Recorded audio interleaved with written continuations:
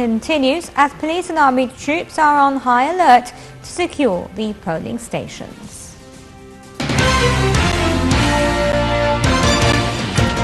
Welcome back. President Abdel Fattah al-Sisi has called on Egyptians to participate in their thousands in the first phase of parliamentary elections due to kick off here in the country on Sunday and Monday.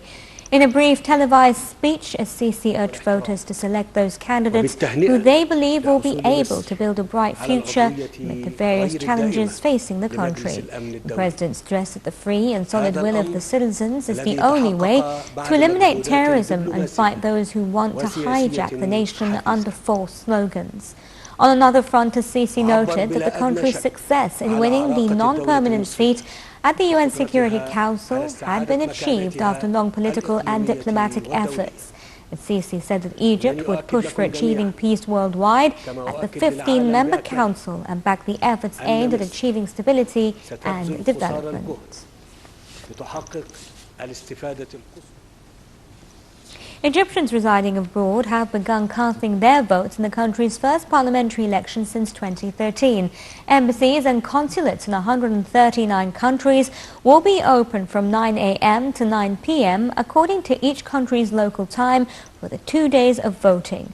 The Higher Election Commission said that voting would not take place in Yemen, Syria, Libya and the Central African Republic due to the security situation in those countries. Here's the full story.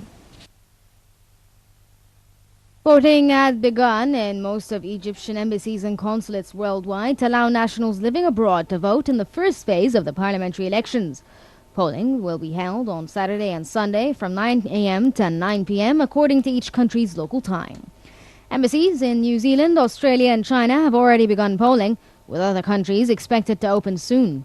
Polling stations will be available in 139 countries, excluding Yemen, Syria, Libya and the Central African Republic. Egypt has closed their diplomatic offices in these countries due to their security situation and political turmoil. Egyptians at home will be able to vote in 14 governorates on Sunday and Monday.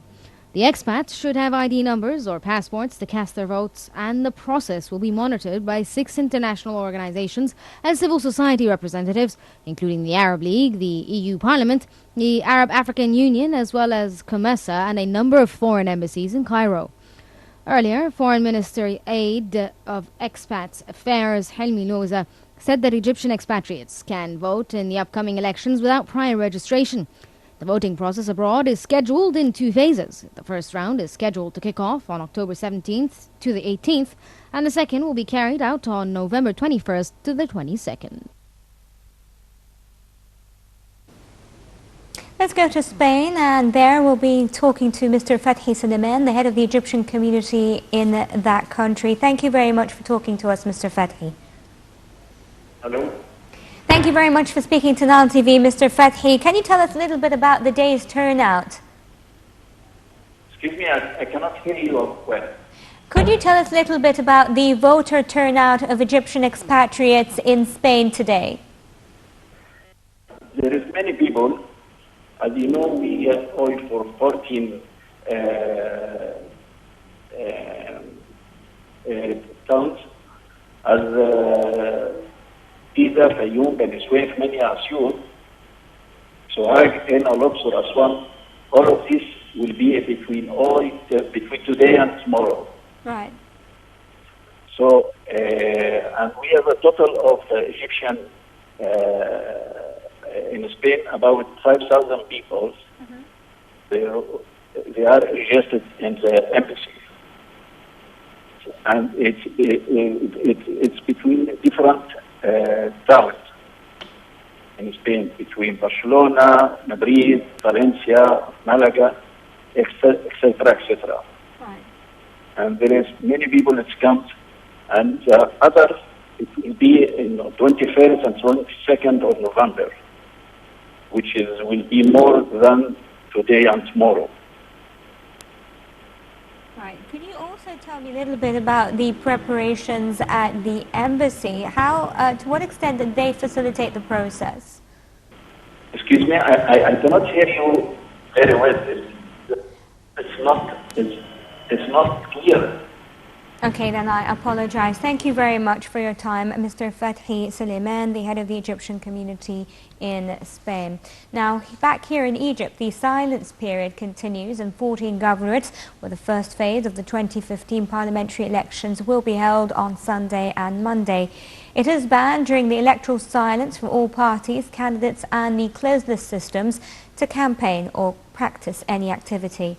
Media is also banned from tackling any topic that revolves around the elections and propagate for certain candidates. Minister of Defence General Sidi Subhi has decided to allocate helicopters to transfer judges overseeing the parliamentary elections to remote areas and villages. The armed forces have begun implementing measures to secure the parliamentary polls, putting more than 185,000 officers and soldiers on high alert. Chief of Staff of the Armed Forces General Mahmoud Higazi visited forces of the Central Military Zone to check on their preparedness ahead of the polls. The Ministry of Interior announced a state of high alert as forces and explosive experts began deploying at polling stations where the elections would be held. Around 180,000 police officers and conscripts will take part in a plan to secure voting stations until the counting of ballot ends. The Cairo Criminal Court has adjourned to December 20th the trial of Ala and Gamal Mubarak, accused of committing violations in the selling of the National Bank of Egypt. Meanwhile, the Giza Criminal Court has resumed the trial of defendants loyal to what is known as Ajnad Misr or Egypt soldiers. The defendants are accused of targeting security checkpoints, police stations and public facilities, as well as killing several police officers and civilians. More local news. Minister of Foreign Affairs Samih Shukri is expected to meet Russia's Deputy Foreign Minister Michael Bogdanov, who is currently visiting the country. The meeting is expected to tackle cooperation between Cairo and Moscow that has seen a boom in almost all fields, including politically, economically and diplomatically.